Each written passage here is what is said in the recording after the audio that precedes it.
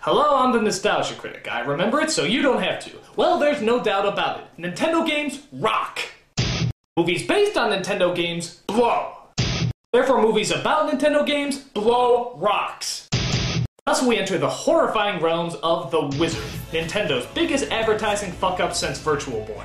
The film, about a little boy who seems to be a prodigy with Nintendo games, literally teaches the lesson that Nintendo games bring families together. And as we all know, Nintendo games make us want to do nothing but destroy our adversaries. So the idea of Nintendo being kind of this 8-bit Buddha was pretty damn stupid. But still, they advertised this movie big, with stars like Fred Savage, Christian Slater, a shitload of video games, a Nintendo Tournament face-off, and even a sneak peek at their latest groundbreaking game which wasn't yet released. When you're a kid growing up in the 80s and 90s, this looked unbelievable. I mean, every kid had to see this. So, why is this film a letdown of digital proportions? Let's take a look.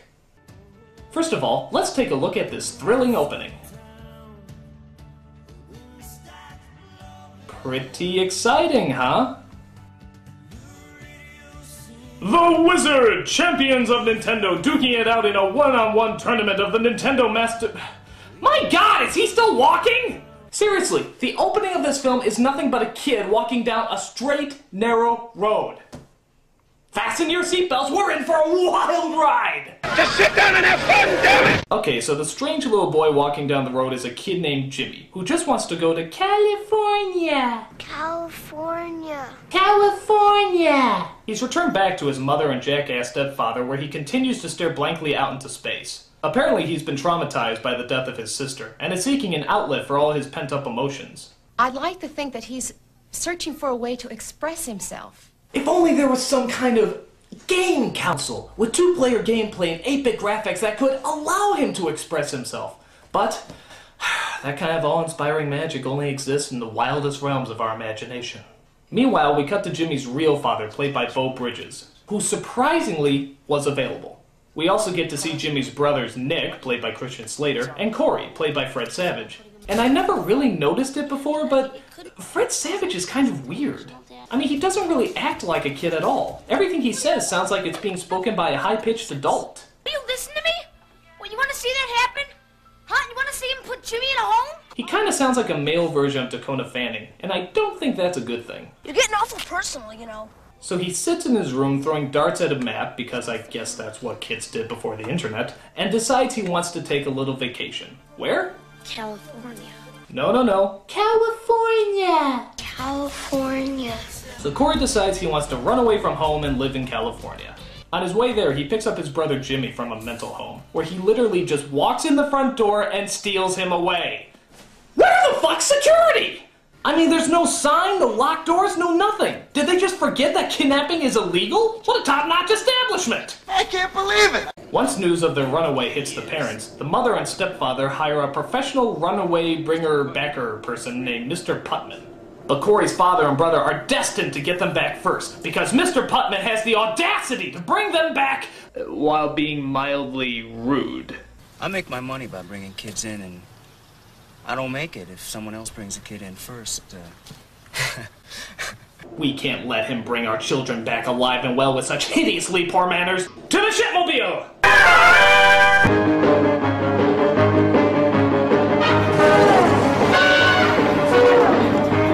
Meanwhile, Jimmy and Corey stop at a bus station, where they discover that Jimmy has a special talent for getting high points on Double Dragon. You got 50,000 on Double Dragon? There they come across Haley, a girl who also happens to be running away. It's his problem. Just shy. Shy a few bricks, I'd say. Just kicked ass on Double Dragon. Get out of here. Him? Yeah, he could wax your tail. No way. Wanna bet? How much? Got a bus ticket. Could cash it in. What kids talk like this? I mean, seriously, they all talk like 1980s businessmen. I mean, who raised them? Donald Trump? You're fired. Haley is shocked to find out that Jimmy does beat her at Double Dragon. A boy defeats a girl at a video game? Stop the presses! Your attitude sucks. Meanwhile, Corey's dad and brother continue to search for them after stealing the tree from Harold and Maude, and decide to stay in a hotel. There, Nick hooks up a Nintendo system, which seems to bring this father and son closer together. Doesn't take much intelligence to play that game, does it? You should know. Really close together. Wanna go grab a bite to eat?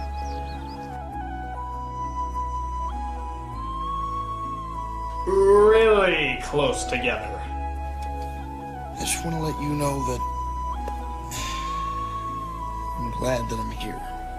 Really uncomfortably, unnaturally, unchristianly close together. You remember those trips we used to take every year? That was great. Yeah. Sleeping with my father. Nintendo. It makes you gay. Now you're playing with incest. Can't even talk to each other. We're in your underwear. Meanwhile, Haley tells Corey and Jimmy about a Nintendo competition where they could win $50,000. And you'll never guess where it's being held. California? Right you are, you little oddball. So the three of them go from pit stop to pit stop, conning people out of money by making bets on video games, which it seems are mostly played by a lot of middle-aged, stuck-up white businessmen. You know, the usual demographic. Now my brother over here, he could beat you. Go on. A child defeats me at a children's game? Oh, delightfully absurd. While gaining more and more money, one kid recommends Jimmy to the ultimate Nintendo master. He's good, but he never beat Lucas. Lucas? Oh, don't tell me you've never heard of Lucas. He's only the greatest Nintendo player that has ever roamed the universe. And where might we find this Lucas? Within the twilight of the full moon, when the sky is dark but the fire of the stars pierces through the night, that is where you will find Lucas. He's tough. He's cool. But most of all, he's bad. Nobody's better than Lucas. You the wizard? No, he is. Is he like a poster child for someone? Hey Lucas, man, that was great. They say that he's less than a god, but more than a man. Lucas is awesome. Pick any game you want. I have 97 of them. 90s? Know all 97 of them? That's impossible! Dirty Harry, Scarface, the Terminator, Lucas.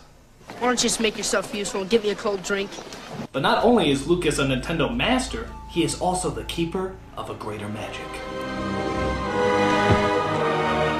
What could be so important that he has to keep it in a briefcase?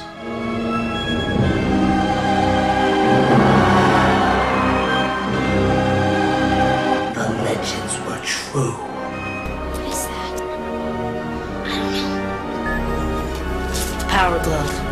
It's even more beautiful than I imagined.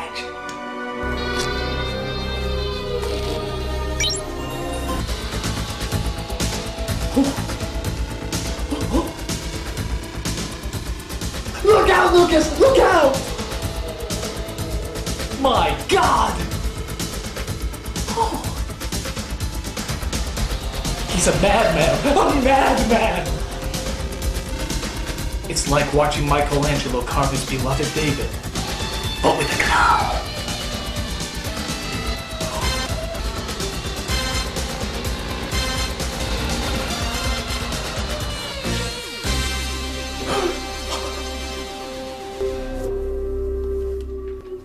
I love the power glove. It's so bad. Oh. Yeah, well, just keep your power gloves off her, pal, huh? What? Oh, I'm sorry. I forgot to make room for your spontaneous romance that literally started right now. All this sexual tension gets to Jimmy as he runs out of the room, while Lucas tells Haley that he'll be entering the Nintendo competition too. But surely they don't have any openings. For gods. Is that right? Meanwhile, we take a look at the continuing escapades of Corey's family and the professional child catcher, Mr. Putman. You make money off a little kid, you miserable jerk! You ought to be shot! How dare you try to bring our children back to us safe and sound! Then they partake in some really stupid car scenes that remind me a lot of an old Dukes of Hazzard episode. Now them Duke boys had better plug in their Game Genie or look up some cheat codes, 'cause there ain't no way they're getting out of this one with all their lives. Nintendo. It makes you want to crash into people. Now you're playing with vehicular manslaughter. So to get ready for the tournament, Jimmy has to study as many Nintendo games as quickly as possible. While playing, they also enlist the help of a Nintendo Power Hotline. God bless you, Nintendo. Helping kids cheat the right way. That's a compliment. While that's going on, Mr. Putman finally locates the kids outside the swimming pool at a local... Wait a minute! What the hell? Who green-lighted the old man in a Speedo? No! I've been following you across 2 states. No. I'm sorry. I can't focus with an old man's butt cheeks hanging out in the background. I mean, what were they thinking? Did somebody actually look at this scene and say, you know what's missing here? An old man's package. That would really add some much needed drama. It's disgusting. And if you think this movie can't possibly get any more uncomfortable, just listen to this. He touched my breast! I touched her breast. She doesn't have any breasts. Put me down! Nintendo, it makes you want to touch children. Now you're playing with pedophilia.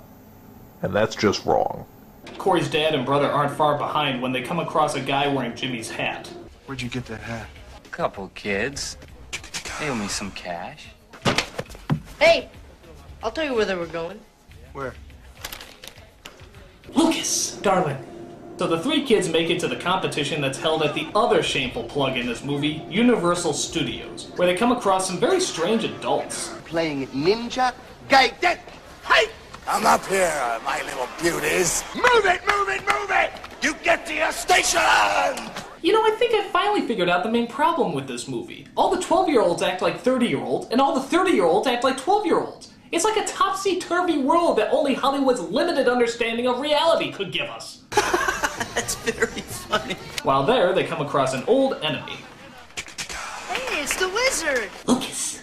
I brought my friends too. I wanted to show them perfection. You know, I hope you don't get nervous like last time was. We wouldn't want you to whiz on someone. Oh. Let's just hope it's you. Yeah, look, dork lips. Oh. Mercy, Lucas! Mercy! But as Jimmy enters the tournament, we find that he actually does pretty good, and makes it to the final three, where they get to play a brand new game. A new game? You didn't say there'd be a new game! Nobody said this movie would suck either. Life's a bitch. Deal with it. Later we find that Mr. Putman has made it to the tournament too. He almost doesn't spot them until somebody gives away their location. They're down there, over there! Hey! Lucas! As we follow them through a chase/promotional tour of Universal Studios, Putman finally traps them in the back of a storage room just above the tournament. But the kids have an ingenious way to escape. What the hell is that? What? An elevator? What will they think of next? Phones? Horseless carriages? Automated mobiles? I hate you. So Jimmy makes it to the final round where we find the mother of all brand new games is finally revealed.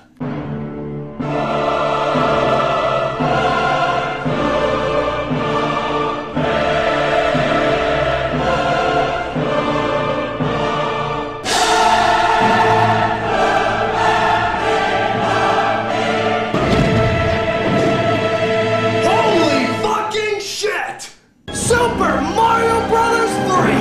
Don't look directly at it! It's so sacred it'll burn your eyes out! So the game is quite literally on as Jimmy and Lucas go thumb to thumb in an epic battle for Nintendo godhood. Come on, Jimmy, score! Go, Jimmy, go! Four. Go!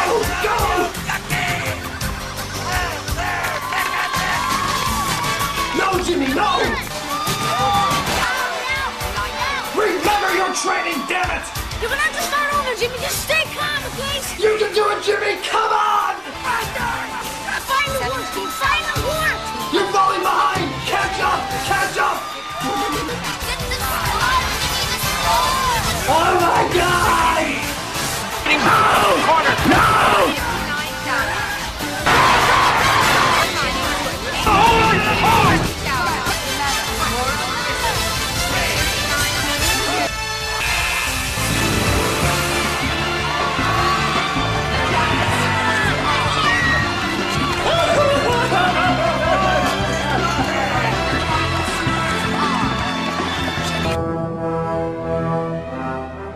Don't worry, Lucas. You'll get him next time. So after he wins the tournament, everybody finally starts to head home. But Jimmy finds the dinosaurs that were in Pee-wee's Big Adventure and has to go in. So why did Jimmy want to go to California all this time? It's all of us. I guess just wanted to leave her in a place where she was happy. Wow, how phenomenally unsatisfying. I mean, how much more anticlimactic can you possibly get? If you're gonna have dinosaurs in a movie about Nintendo games, they better fucking eat somebody. Would it do any good? Bottom line, it's always more fun to actually play video games than it is to watch people play video games. And this movie is living proof of it. And on top of that, I think everybody's career actually got destroyed because of this movie. I mean, look at the director. What did he move on to? Just directing the majority of all the Malcolm in the Middle episodes. Okay, bad example. How about Fred Savage? Can you think of anything that he moved on to? Watch what you do if I sang. Okay, but I'm sure that Christian Slater kid never moved on to any kind of famous publicity. Okay, alright, Jimmy, the little child prodigy in the movie. Surely spending your entire life just playing video games can't get you any kind of fame.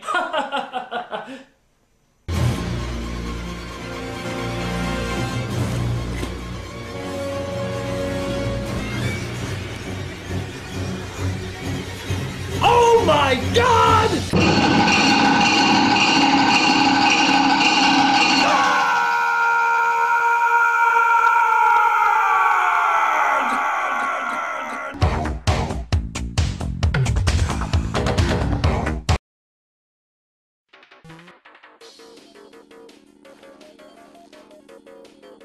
Ehi, perché non si muovono? Non lo so. Hai messo il codice? Sì, che l'ho messo, non succede niente. Ehi, quest'affare fa schifo.